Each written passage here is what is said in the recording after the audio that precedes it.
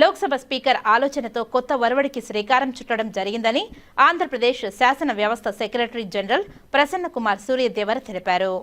తిరుపతి జిల్లాలో ఈ నెల సెప్టెంబర్ 14-15న మహిళా సాధికారతపై పార్లమెంటు మరియు శాసనసభ కమిటీల జాతీయ సదస్సు నిర్వహణపై తిరుపతి రూరల్ కన్వెన్షన్ సెంటర్లో శుక్రవారం మధ్యాహ్నం మీడియా సమావేశాన్ని నిర్వహించి వివరాలను వెల్లడించారు. అందరికీ నమస్కారం. Thank you very much. Short నోటీస్లో మీరందరూ టైం తీసుకొని ఇక్కడికి రాగలిగారు. బ్రీఫ్గా మీ అందరికీ ఈ మహాసభ గురించి ఒక స్థూలమైన అవగాహన కల్పించేందుకు మాత్రమే మీతో సమావేశమవుతున్నాను. మిగతా విశేషాలన్నీ రేపు మీకు మహాసభలోనే తెలుస్తాయి. మీ అందరికీ తెలుసు, పార్లమెంట్లో శాసనసభల్లో కమిటీ వ్యవస్థ అనేది ఒకటి ఉంటుంది. పార్లమెంటు శాసనసభ 365 రోజులు సమావేశం కావడం సాధ్యం కాదు. కాబట్టి వాటి పని భారాన్ని పంచుకోవడం కోసం ప్రతి సభలో, ప్రతి చట్టసభలో కమిటీలు ఉంటాయి. విభిన్నమైన అంశాలపై కూలంకషంగా చర్చించడానికి, ఆయా శాఖల బిల్లుల మీద కూలంకషంగా చర్చించడానికి, సభకి సిఫారసులు చేయడానికి ఈ కమిటీలు ఉంటాయి. అలాంటి అనేక కమిటీల్లో ఒకటి పార్లమెంట్లో మహిళా సశక్తీకరణ committee, committee on empowerment of women. ఇది ఒక జాయింట్ కమిటీ. 20 మంది లోక్సభ సభ్యులు, 10 మంది రాజ్యసభ సభ్యులు ఉంటారు. సాధారణంగా లోక్సభ సభ్యుల్లో ఒకరు ఈ కమిటీకి చైర్పర్సన్గా ఉంటారు. ప్రస్తుతం ఈ కమిటీకి పురంధేశ్వరి గారు చైర్పర్సన్. ఇటువంటి కమిటీలే అనేక రాష్ట్రాల శాసనసభల్లో, శాసన మండళ్లలో ఉంటాయి. మన రాష్ట్రంలో కూడా ఇది ఒక సంయుక్త కమిటీ. 3 శాసనమండలి సభ్యులు, 9 మంది శాసనసభ సభ్యులతో ఉంది ఈ కమిటీ. మన రాష్ట్రంలో సంయుక్త కమిటీకి గౌరు చరితారెడ్డి గారు చైర్పర్సన్. ఇట్లాగే అనేక రాష్ట్రాల్లో శాసనసభల్లో కమిటీలు ఉంటాయి. గతంలో ఏ కమిటీకి ఆ కమిటీ, ఏ రాష్ట్రానికి ఆ రాష్ట్రం తమంతా తాముగా పనిచేసుకుంటూ పోతుండేవి.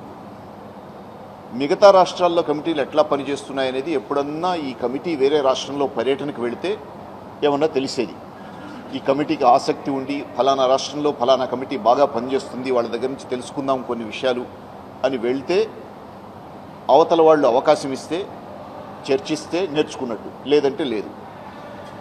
ఈ లోపాన్ని పూరించడానికి లోక్సభ స్పీకర్ గారు ఈ సంవత్సరం కొత్తగా ఒక ఒరవడి మొదలెట్టారు. దేశంలో ఉన్న అన్ని కమిటీలని ఒక్కొక్క సబ్జెక్ట్ మీద ఒక్కొక్క రాష్ట్రంలో సమావేశపరిచి వాళ్ళందరూ కలిసి వాళ్ళ సాధక బాధకాలు, వాళ్ళు పనిచేస్తున్న విధానాలు చర్చించి ఒకరి నుంచి ఒకరు నేర్చుకునే అవకాశం కల్పించాలని ఈ ఇనిషియేటివ్ తీసుకున్నారు. ఈ క్రమంలో మొట్టమొదటిది 2 నెలల క్రితం ఎస్టిమేట్స్ కమిటీ మీటింగ్ మహారాష్ట్రలో పెట్టారు, బాంబేలో. గత నెలలో షెడ్యూల్డ్ కాస్ట్, షెడ్యూల్డ్ ట్రైబ్స్ కమిటీల మీటింగ్ పెట్టారు భువనేశ్వర్లో. ఈ పరంపరలో 3వ సమావేశం మహిళా సశక్తీకరణ, మహిళా సంక్షేమ కమిటీల సమావేశం మన రాష్ట్రాన్ని ఎంచుకున్నారు. 3 నెలల క్రితం మనకు ఆఫర్ ఇస్తే మన స్పీకర్ అయ్యన్న పాత్రుడు గారు మేము ఆతిథ్యం వహిస్తాం సార్ అని చెప్పారు. ముఖ్యమంత్రి గారిని సంప్రదించి ముఖ్యమంత్రి గారి ప్రోద్బలంతో, ప్రోత్సాహంతో లోక్సభకి మనం ఆమోదం తెలిపాం. ఇది ఒక 2 రోజుల సభ. దీనికి ఒక స్టాండర్డ్ ప్యాటర్న్ ఉంటుంది. లోక్సభ మార్గదర్శకత్వంలో ఈ కార్యక్రమాన్ని మనం నిర్వహించుకుంటూ ఉంటాం. లోక్సభ స్పీకర్ గారు స్వయంగా ప్రారంభ సమావేశానికి, ముగింపు సమావేశానికి అధ్యక్షత వహిస్తారు. రాజ్యసభ డిప్యూటీ చైర్మన్ గారు కూడా ఈ కార్యక్రమానికి హాజరవుతారు. మన రాష్ట్రం విషయానికి వస్తే మొదటి రోజు అంటే 14వ తారీఖు ఉదయం 10:30కి ప్రారంభ సమావేశం ప్రారంభమవుతుంది. ఈ కార్యక్రమానికి లోక్సభ స్పీకర్ గారు ఓం బిర్లా గారు, మన ముఖ్యమంత్రి చంద్రబాబు నాయుడు గారు, రాజ్యసభ డిప్యూటీ చైర్మన్ హరివంశ్ గారు,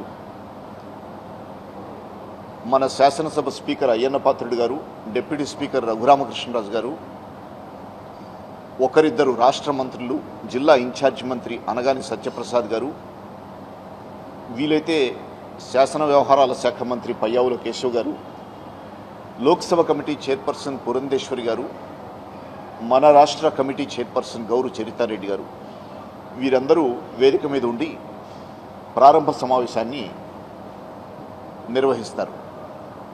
లోక్సభ స్పీకర్ గారు అధ్యక్షత వహిస్తారు, ప్రారంభోపన్యాసం చేస్తారు. మన ముఖ్యమంత్రి గారు ముఖ్య అతిథిగా హాజరవుతారు. అందరివి క్లుప్తంగా ప్రసంగాలు ఉంటాయి.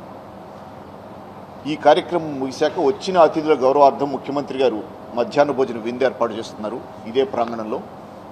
ఆ తర్వాత ప్లీనరీ సెషన్స్ ఉంటాయి. ఒక 2-3 థీమ్స్ ఆ కమిటీ ఎంచుకుంటుంది. ఆ 2-3 థీమ్స్ మీద కూలంకషంగా ఈ దేశవ్యాప్తంగా ఇంకొక పాయింట్, మొత్తము కమిటీలన్నీ హాజరవడం సాధ్యం కాదు కాబట్టి ప్రతి కమిటీ నుంచి, ప్రతి రాష్ట్రం నుంచి 4 సభ్యులు ఒక చైర్పర్సన్ చొప్పున నామినేట్ చేయమని స్పీకర్ గారు రిక్వెస్ట్ చేస్తే ఆయా రాష్ట్రాల నుంచి మనకి 5 చొప్పున వస్తున్నారు. ఈ సభ్యులందరూ కూర్చుని ప్లీనరీలో థీమ్స్ మీద చర్చించి చివరికి ముగింపులో అదే రోజు కానీ లేక 15వ తారీఖు ఉదయం కానీ ఒక తీర్మానం ఆమోదించే అవకాశం ఉంది వాళ్ళు ఎంచుకున్న థీమ్స్ మీద.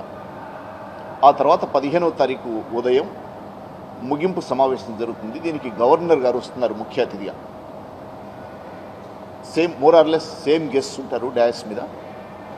ముగింపు సమావేశం తర్వాత మనము అతిథుల్ని పోస్ట్ కాన్ఫరెన్స్ టూర్ కోసం శ్రీకాళహస్తి తీసుకుపోయే ప్లాన్ ఉంది ఇప్పటివరకు. ఇది స్థూలంగా ప్రోగ్రామ్. ఇది 14-15 తేదీల్లో వీలైనంత వరకు ఉదయం తిరుమల దర్శనానికి కూడా మనం అతిథుల్ని తీసుకుపోతున్నాం. 16 డిపార్చర్స్. బేసిక్గా broad scheme of the conference ఇది.